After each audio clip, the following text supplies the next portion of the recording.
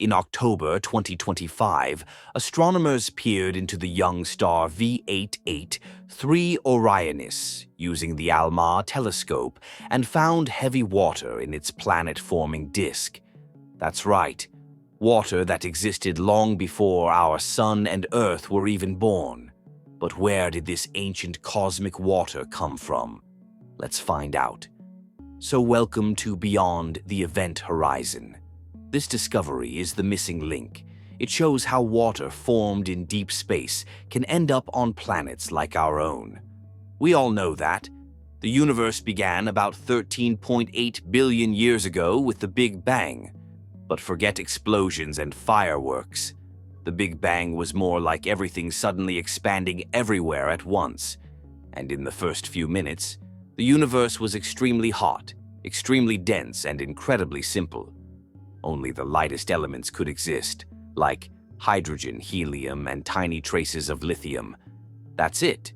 No oxygen, no carbon, no dust, no rocks, and no water. And without oxygen, water is impossible. So even though hydrogen, the main ingredient of water, was everywhere, the universe was completely dry because there is no oxygen. And about 380,000 years after the Big Bang, the universe cooled enough for atoms to form. Light could finally travel freely. But then, darkness. For the next 100 million years, the universe entered what scientists call the cosmic dark ages. At that time, there were no stars, no galaxies, no planets, and no light sources at all, just vast clouds of hydrogen and helium drifting through space. But there is still no oxygen, and no water. The universe had the ingredients, but not the factory. But around 100 to 200 million years after the Big Bang, gravity finally won. Dense regions of hydrogen gas collapsed under their own weight, temperatures rise, pressure increased, and suddenly, the first stars turned on. These were called population 3 stars, enormous, many times heavier than the Sun, extremely hot, incredibly bright, and very short-lived, only a few million years. These stars were nothing like our Sun. They were the universe's first chemical factories. Inside stars, nuclear fusion occurs. Hydrogen fuses into helium. Helium fuses into heavier elements. In massive stars, fusion continues until elements like carbon, nitrogen, oxygen are created. This is critical because oxygen did not exist before stars. Every oxygen atom in the universe was made inside a star, including the oxygen in the air you breathe, the water you drink, and your own body. But there's a catch. These first stars kept their oxygen locked inside until they died. Population 3 stars lived fast and died young. When they ran out of fuel, they exploded as supernovae. These explosions ripped the stars apart, scattered heavy elements into space, and enriched the universe with oxygen for the first time. Now, for the first time in cosmic history, space contained hydrogen from the Big Bang, oxygen from dead stars. The two key ingredients for water were finally in the same place, but water still didn't form immediately. Something else was needed. Water doesn't form easily in hot environments. It forms best in cold, dense, shielded regions of space. Over the time, enriched gas clouds cooled and condensed into interstellar molecular clouds. These clouds were extremely cold, around minus 260 degrees Celsius, filled with gas, filled with tiny dust grains made of carbon and silicates, and these dust grains changed everything. In the cold interiors of molecular clouds, atoms move slowly. Hydrogen atoms land on dust grains. Oxygen atoms land on dust grains. On the surface of these grains, oxygen meets hydrogen. Chemical reactions occur. H2O molecules form.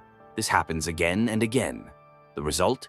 Water ice coating dust grains formed, not oceans, not liquid water, but vast amounts of frozen water spread throughout space. This likely began 200 to 500 million years after the Big Bang. Now, the universe was no longer dry, but there is a shocking observation. For a long time, scientists thought water formed later, inside planetary systems. But modern observations changed that.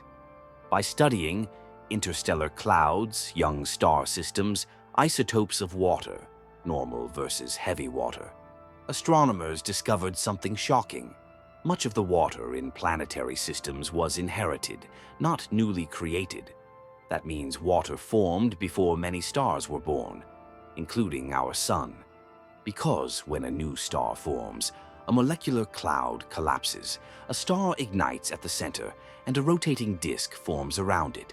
This disk is called a protoplanetary disk. Inside this disk, dust sticks together, rocks form, planets grow, and the water, it survives. Some water vaporizes near the star, some remains frozen farther out, some becomes trapped in rocks and ice, but it doesn't disappear. But question is how Earth got its water. Earth formed in a hot region of the early solar system. So where did our water come from? The answer is multiple sources. Some water was inherited directly from the solar nebula.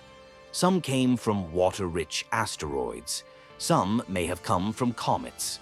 But all of it traces back to interstellar water formed long before the Sun, which means Earth's water is cosmic water. And we know that water isn't just a chemical. It's the foundation of biology. Understanding where water comes from helps us answer how planets become habitable, how common life might be, whether Earth is special or typical. If water forms early and easily in the universe, then water-rich planets may be common. And if water is common, life might be too. So, let's put it all together. Hydrogen, the most abundant element in the universe, formed just minutes after the Big Bang. Oxygen, on the other hand, was forged much later, in the hearts of the first stars, through the cosmic alchemy of nuclear fusion. And then came water, forming not on planets, not in stars, but in the cold, dark reaches of interstellar space, where icy grains carried it across the galaxy. When stars and planets formed, they inherited this water, ancient and untouched. And Earth, our oceans, rivers, and even the water in your body contain this same cosmic ice, billions of years old. So, the next time you take a sip of water, think about its journey. That water has traveled through exploding stars, survived the birth of the Sun, endured the formation of Earth, and finally, became part of you. The universe knew how to make water long before it knew how to make us. So, if you like this video, share it with your friends and subscribe to our channel for more cosmic stories.